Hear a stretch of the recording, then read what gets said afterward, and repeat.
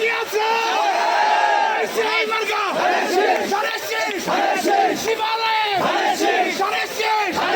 সিন্নাকাকার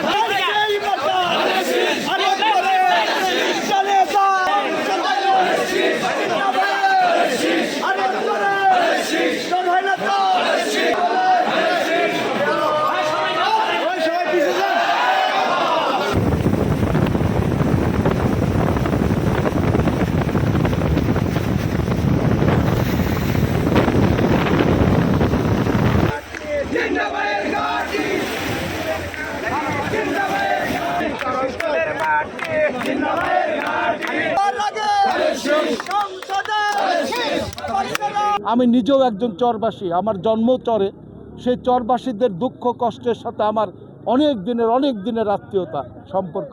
সে কারণে তাদের এই দুর্দশা আমার কখনো কখনো নিজেকে ব্যথিত করে, কখনো কখনো তাদের এই দুর্দশা লাঘব করার জন্য অনেকবার চেষ্টা করেছি। আমি আশাবাদী বিএনপি ক্ষমতায় আসলে তারেক রহমান সাহেব এই দেশ পরিচালনার সুযোগ পেলে আমি আমার দল এবং আমার সরকারের কাছ থেকে এই স্থায়ী নদী শাসন এবং আন্তর্জাতিক বাণিজ্য কেন্দ্র গড়ে তোলার যে পরিকল্পনা সেটা আমি বাস্তবায়ন